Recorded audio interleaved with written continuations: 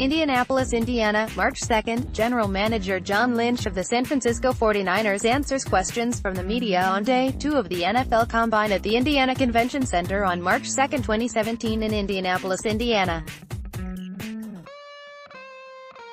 Photo by Joe Robbins, Getty Images, with the No. 2 overall pick in the 2019 NFL Draft, the San Francisco 49ers are going to have their choice of all but one name of draft-eligible prospects come this April. It's a great position to be in, particularly with all the team's defensive needs and a mostly defensive-heavy NFL draft class. And while General Manager John Lynch and his scouts have already been hard at work scouring over reports, game film and the like, the Niners' next task will be the crucial evaluation at the 2019 NFL Scouting Combine at Lucas Oil Stadium in Indianapolis. The NFL just released the names of all 338 invitees to the Combine, which takes place starting Feb. 26, and, of course, San Francisco will be keeping tabs on each one of those. So will the remaining 31 squads in the league. But there are a few who should stand out a little more than the rest, at least in terms of interest. True, the Combine is little more than glorified athletic drills while wearing spandex uniforms. There's no contact, no pads, and realistic in-game situations. Yet it's a good atmosphere to measure the intangibles: speed, athleticism, strength, and, perhaps just as important, character. Case in point, former 49ers linebacker Reuben Foster was dismissed from the 2017 NFL Scouting Combine after an altercation with a medical staff member. That, combined with other red flags, heavily influenced Foster dropping from a likely top 10 draft spot all the way down towards the end of round 1 that year. So, which players should the Niners observe a little more closely this Combine? Here are 5 names on such a list. Next, No. 5. Offensive guard Chris Lindstrom, Boston College, page 2. CHESTNUT Hill, M.A., October 13. Chris Lindstrom. Photo by Omar Rawlings, Getty Images. Most of the 49ers' needs in the 2019 NFL Draft will be on the defensive side of the ball. But that doesn't mean John Lynch and co. should avoid targeting offensive players, even with the team's first 2 picks. One of San Francisco's bigger offensive needs this offseason is along the offensive line, particularly within the interior. Left guard Laken Tomlinson suffered a torn MCL in Week 17 last year, which cast some doubt on his availability in training camp. Right guard Mike Person is a pending free agent, while former first-round draftee Joshua Garnett's future is cloudy, at best. As such, it's perfectly feasible the Niners use an earlier pick to grab someone like Boston College offensive guard Chris Lindstrom, who had plenty of excellent moments during the 2019 Senior Bowl. Lindstrom is one of the more athletic linemen in this year's draft class, a player who thrived in Boston College's run-heavy offense, which utilized plenty of bootlegs, play-action passes, and kickouts. Those are all elements of head coach Kyle Shanahan's outside zone scheme, and Lindstrom has already demonstrated a keen ability to block in space in such a system. Depending on how he tests, particularly with some of his pure strength, the 49ers may be enticed to use their second-round pick No. 36 overall, on a player of Lindstrom's caliber. Next, No. 4. Edge Ben Banogu, TCU, page 3. Fort Worth, Texas, in November 24. Ben Banogu.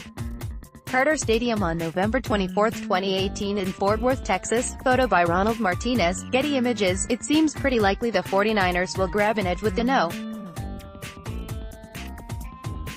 2 overall pick in the draft, which would make a second-round prospect, such as TCU's Ben Banogu, seem a bit redundant. But watching Banogu has its merits. There's not a lot to link the Niners to Banogu out there, although Bleacher Report's Matt Miller suggested San Francisco could feasibly target the TCU product in round 2, if it sees fit. The 6'4", 249-pound edge rusher had 8.5 sacks in each of the last 2 seasons at TCU. And while he's not quite as highly profiled as, let's say, Ohio State's Nick Bosa or Clemson's Clelin Ferrell, there's a strong reason why the 49ers might be enticed to consider him in the second round. The Niners could use their first pick on an interior defender. One name commonly mentioned is Alabama defensive tackle Quinnen Williams, who is widely viewed the second-best prospect in this year's class behind Bosa. Such a move would beef up an already good defensive line, but it would leave the edge rushing spot open for improvement. That's where Banoga would come into play. Banoga needs some polish. He doesn't have the most varied pass-rushing moves and can often get pushed behind the pocket, something the 49ers suffered with former outside linebacker Corey Lemonier quite often. If Banoga tests well at the Combine, he should at least give John Lynch some additional options if a true edge doesn't wind up being his first choice on draft day. Next, no. 3. Edge DeAndre Walker, Georgia, page 4 PASADENA, January 1st, DeAndre Walker. Photo by Matthew Stockman, Getty Images. Outside pass rushers are still going to be a major focus for the 49ers, even if they wind up going with a player like Quinnen Williams first. And even if the Niners do grab an edge with their first pick, that doesn't at all rule out the possibility of grabbing another later in the NFL draft. This could mean San Francisco potentially targeting someone like Georgia's DeAndre Walker early in round 3, where he's currently projected to be by NFL Draft Scout. The 6'3", 245-pound Walker, who managed 13.0 sacks the last 2 seasons with the Bulldogs, missed the opportunity to play on Kyle Shanahan's South squad during the 2019 Senior Bowl with a groin injury. According to the Draft Network, Walker's best strengths right now are against the run game. His pass-rushing abilities need some work, unfortunately, meaning he'd likely be little more than a situational pass rusher right out of the gate.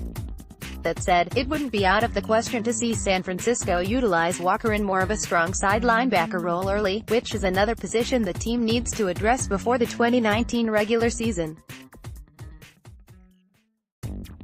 Walker, who is kind of a tweener for either a true edge rusher or outside linebacker, would need to test well in both his agility and straight-line speed to convince a team like the Niners he is worth developing into something promising. Next, no. 2. Wide receiver Deebo Samuel, South Carolina, page 5. Use your arrows to browse Columbia, Mo, September 9. Deebo Samuel. Photo by Ed Zerga, Getty Images. Unlike DeAndre Walker, South Carolina wide receiver Deebo Samuel managed to suit up for Kyle Shanahan's squad at the 2019 Senior Bowl and performed particularly well. During practices leading up to the game, Samuel was both clocked with the fastest speed for the South team, and he also showed off some nifty footwork and separation skills, as shown in the Athletics' Dane Brugler's video below. Speed and separation skills are traits necessary for almost every wide receiver Shanahan covets. And with no Niners wideout posting more than 500 receiving yards in 2018, it's pretty obvious a wide receiver will be a prime target in this year's NFL draft. At 6'0" and 210 pounds, this isn't a case where Samuel makes up for size with sheer speed and agility. No, he's big enough and has the bulk to fight off press coverage to get open. His stock has risen considerably, particularly including his Senior Bowl practice efforts. And with another strong showing at the NFL Scouting Combine, particularly in the speed department, Samuel might easily wind up being a prime target for San Francisco in round 2 of the draft. Next, number 1, edge Nick Bosa, Ohio State. Use your arrows to browse